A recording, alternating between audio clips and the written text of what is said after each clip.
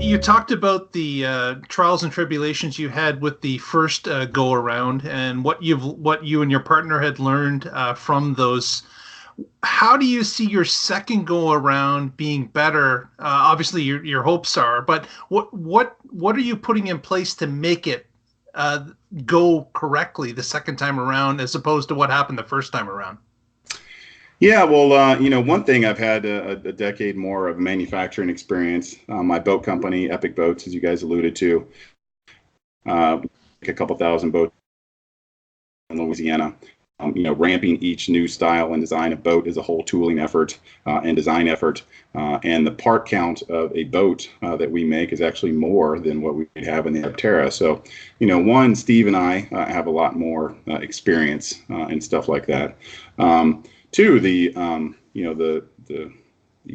supply chain for the EV world it was just non-existent when we first started. Everything from high power cabling to battery module connectors to fusing to all the electronics to even the charge connectors, they didn't exist 10 years ago. So all that stuff we kind of had to invent and come up with or adapt from other industries and just hope that they worked in our product reliably. But now you have a whole industry that supports the EV makers of the world, from Nissan to Tesla to all these things. Being able to access that supply chain and put it into our very aerodynamic, lightweight designs is something that will really help us get a head start on our production.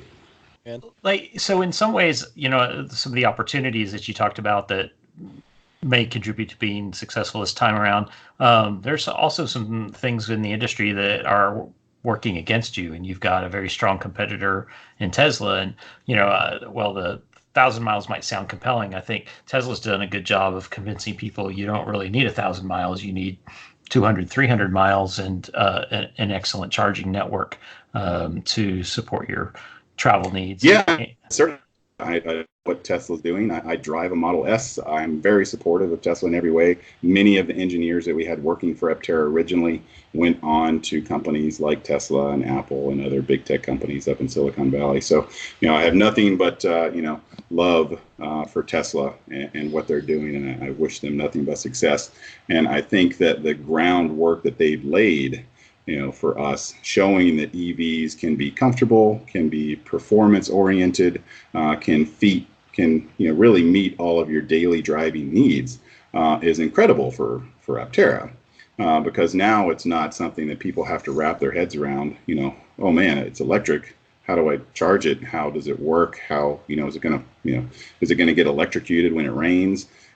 Some very basic questions that people had for us 10 years ago have been answered, because there's a very popular brand out there that's the one seller in Sweden is Tesla for a reason. I think they've done a great job, and I think what they've done for us in laying that groundwork is immeasurable.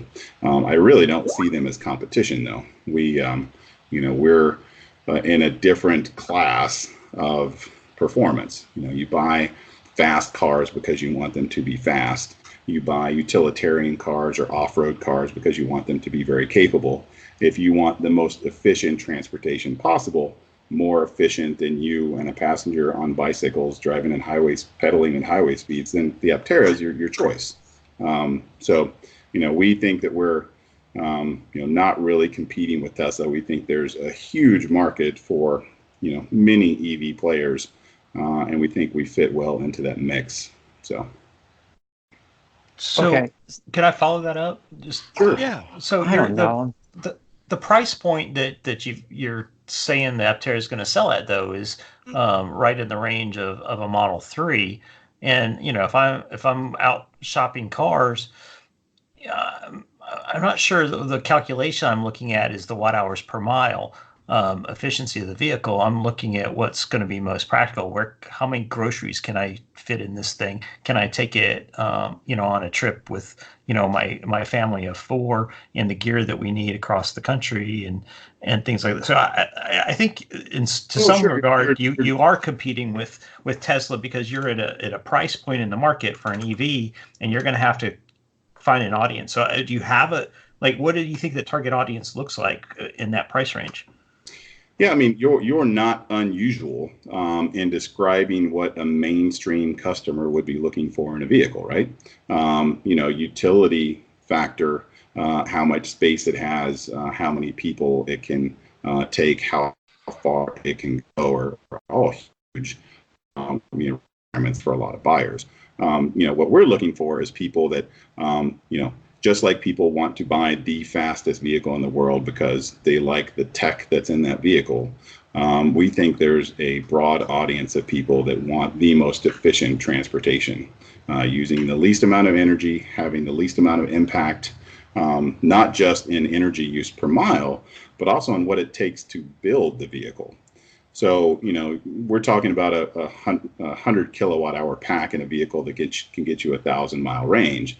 Well, the contra to that is a 30 kilowatt hour pack that can get you 300 miles range. Well, if you compare that to a Tesla, it takes a lot less batteries to go the same amount of difference, which is a lot less impact on the environment, using a lot of materials to build a vehicle. In general is a lighter vehicle. It's a composite vehicle that could last many generations if well taken care of. So it's a different, buying constraint for sure. It will not meet the utility of mainstream audiences right now, nor do we expect it to. But we think a company built on the ethos of efficiency and using the most efficient materials, the best build practices, will get us far in this market for a lot of reasons. This three-wheeler is not for everyone, but it's not all that we have in our product pipeline either. You can build anything to be more efficient.